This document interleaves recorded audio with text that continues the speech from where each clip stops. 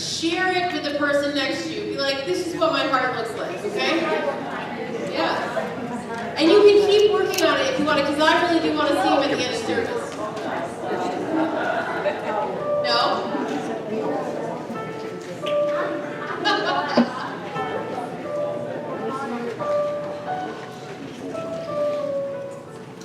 You're just making him feel pressure to get it right.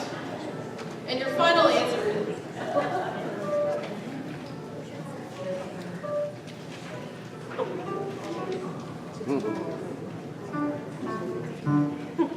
Very good. All right, so, I mean, when was the last time you did that? Long time. Just like think about what your heart actually looks like. Because in Scripture today, what Jesus is saying is it's not that what goes in, but what comes out that can defile us. And so I think we need to have a pretty clear picture of what our heart looks like. I think we need to realize that even though Jesus lives within us, and Jesus is our guide, that there are some pretty ugly things that can come out of us. And I know it's so much easier to just pretend, right, that, oh, we're perfect, or if Jesus is in us, then we can't make any mistakes. But the truth of it is that we are capable of hurting other people. We are capable of doing damage to other people. We're capable of doing these hurtful things, and we would rather just cover it up. So I knew everybody would be a little tired today because it's Labor Day weekend, so I came up with this experiment, okay? And what you're going to see is two different pieces of artwork that were inspired. And what I want you to do is we're going to look at the first one. Over there, just take a look at it. All right? And I apologize because we're going to go back and forth here just a little bit. And I didn't Tell me when. All right? And then if you look at the next one, the next piece of artwork, look at it for a couple seconds. And I want to ask you, which one of these do you think is the original? Go back. Oh, somebody say go back. Yeah, there we go. And then go back. Yeah, there we go. Which one do you think was the one that was, the point of inspiration? Who says number one? Raise your hand. Who thinks this is the one of inspiration? And who thinks number two? Oh, look, we're highly divided. I love it. So I want to share with you the story. We can go back to number one. So this is from an artist in Levita, Colorado, and he did this silk screen painting 13 years ago. And what happened is he discovered that one of his students created the second one, if you can move to the second one, and she was selling it. Okay? And he was very frustrated, and he put this on his Facebook page because that's where all good problems are solved. And he said, I don't know how to respond to this artist. Because clearly, you can't have made this picture with the one before it, right? Yet he wanted her to give her some sense of credit. And so what was neat is you got to watch this whole dialogue. All right, Scott was having surgery, I was waiting, and what do when you look at your Facebook page, right? But this whole dialogue between the person who first did it and then the second one. And she basically said, I'm right and you're wrong because I thought of this idea, and even though I know you and you're my teacher and you created this, it was 13 years ago and I don't remember it, so you don't get any credit. And he goes, but wait a minute, I can bring back up the picture, I can bring up the original one, and it was influenced by me, so I should get credit. Who is right? Who do you think's right? Well, it really all matters who you have a relationship with. Because I know the original artist, I'm like, yeah, you're right, it's his painting, blah, blah, blah, and we really tend to agree with the people around us. We tend to agree with the people that if they feel hurt or if they feel violated or anything like that, we're going to stick up for them. But when you read in this post and you read all of her comments of all these people and everything, and she was selling it to make money for a non-profit like the American Cancer Society and everything, and you could see her side of it too.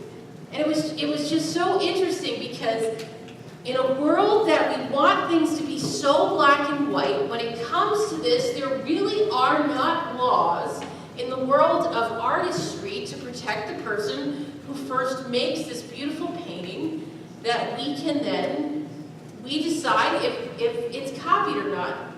And it's just, how many times do you and I get in those things in life where we have these difficult things that are in front of us and we have to figure out, pick a side, right? Pick a side to be on. And that is what happens in Scripture today. We can move on to the next one, okay? Now, here is the greatest spoiler alert ever. We know in the end that the Pharisees are wrong and Jesus is right. But even so, they have a valid point. They have this point that you should probably wash your hands before you eat. How many of us would say that's a great thing? That's a good Come on, idea. moms, raise your hands a little higher. It's how that all foodborne things are spread. And so it's not an out of this world kind of idea that these Pharisees and Sadducees are bringing to Jesus. But Jesus takes the argument and he puts it right into their hearts. And see, that's the hard part, because when we have difficult things in life to decide, we should not spend so much time looking at what side we should be on. We should be instead focusing on our heart and what we are allowing to come out from it. Because if God ultimately wins, if salvation is there, then the little things of this world are about this big compared to the love of God. And that should play and change every single decision that we go through in life. But that's really hard. I'm going to tell you right now that we live in a world that we love to share our opinions loudly, right? In fact, we're really not concerned with people's hearts. We're not really concerned about what's on the inside. What we're concerned about is what the person believes. How many of you have family members around election time that will look at you and be like, are you a Democrat or are you a Republican? Right? And like, it's going to make the lunch table so tense, because if you're not believing with them, then you're wrong. Do we have people like that? Yes, I can tell we have a little bit of laughter. And we get into shouting matches about these things. My favorite thing to do in my house, when I'm hanging out with my extended family, is to say one side on one side a couple minutes and then be on the other side a couple minutes later, because I know my brother will just get so heated and irritated by it. And that's, you have to make fun. But we live in this world that reflects people's opinions, and we care about them more than anything else. And if you don't have the same opinion than us, then how dare we be friends? To me, that is the most ludicrous thing that we get to deal with. So, in essence, I really believe that we do need to have a little more kindness and a little less judgment in our daily lives, and that is really hard. Now, I'm gonna make a clarifying point here, okay? I am not suggesting that you can go through this world and not judge things, because you have to judge, right? You need to look in the mirror before you leave your house and go, do I have 2 earrings on and are my shoes the same color? You have to judge things in your life, right? That's just possible. But when you become judgmental, meaning you take your judgment of yourself and the people that you are in charge of your life, and you start telling other people about how you view them, maybe even in a negative light, then that is where I think we run into a lot of trouble. How many of us feel that we have been judgmental to people this last week? Raise your hand. Okay?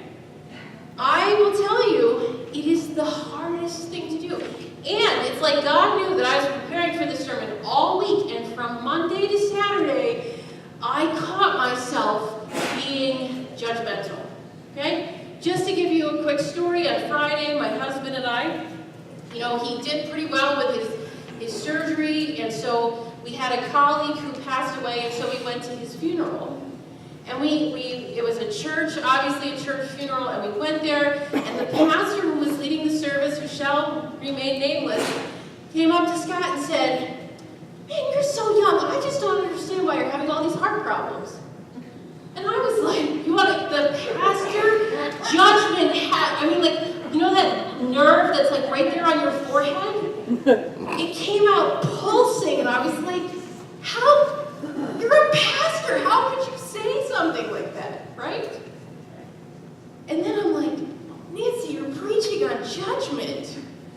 Come on, it's just, they're caught off guard, or they're with a pastor so they feel like they don't have to act like a pastor or something. Give them a break. It's so much easier to take my agitation and frustration about what's going on with my husband's heart and put it on somebody who acted just a little bit, inappropriately. It's so much easier to put the blame out there than to realize that I probably need to work through the emotions and everything that's going on in my life. So we need help doing that. And to do that, we really have to realize the potential that is in our heart. The potential that's there that's to do good, to do bad, to be kind, to be evil, to have the right intention or not, because that is what God looks at more than our actions. So look at all of these things that we have available to us in faith today. And what is it that you need to take with you through your week so that you don't have that sense of leading with your judgmental card? Maybe it's love. Maybe it's hope or faith or patience or courage. But I will tell you right now, for me, it is this understanding of peace. This if I want to have a peacefulness that dwells in Christ in my life, then I need to look at everything and ask, is this really worth getting so hot-headed about and judgmental, or should we just move on? Should we just keep going? Because the judgmental part of me, it doesn't help gain anything. So here's the truth of the matter. When something bad happens, we all have three choices. We can either let it define us, we can let it destroy us, or you can let it strengthen you. I absolutely love these words because Jesus, every time in Scripture, he's confronted with people who are trying to trip him up. Every time they're trying to tell him, you're wrong and we're right. Every single time, he doesn't let him define him. It certainly doesn't destroy him. And it always makes him look stronger in the end. So today's Scripture, when the Pharisees and Sadducees are like, oh, watch, did you see those disciples over there? They're eating and they never wash their hands. Did you see the dirt underneath their fingernails? It's gross. Let's go tell Jesus about it. They run and they tell him, and they're so excited because they finally have him in a corner. And Jesus then says, look at your own hearts. And who looks weak and who looks strong in the Scripture? And the finality of it all, when they truly believe that Jesus has gone and he's going to die on the cross and they've completely defeated him, what happens but the greatest strength that could ever happen in all of humanity in the resurrection of Jesus Christ? We have three choices. Are we going to allow something difficult to define us?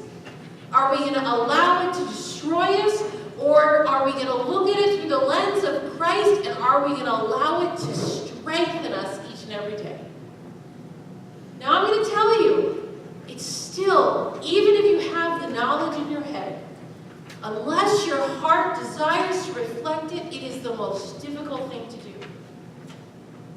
We live in a world that is so excited to tell you about the outside, so excited to share what we wear and what we look like. But really, truly what matters is that beauty begins inside. Go ahead and look at that picture of your heart. Really look at it and wonder that if we can decide that yes, Jesus lives in us, but we need to acknowledge those dark, difficult parts too, because if we acknowledge them, then we can put them in a smaller place in our lives so they don't have the power and the presence that the love of Jesus Christ has. So my picture is that my heart looks like this, and most of it is Jesus, and then there's this little part here that I know needs to be there that I try to push in the smallest corner as possible. And you know when it comes out the most? Is when I'm going to judge somebody. It's so hard and it's so difficult. But may the peace of Christ go with you this week to leave more time for kindness than judgment in your life. Hallelujah. Amen. Amen.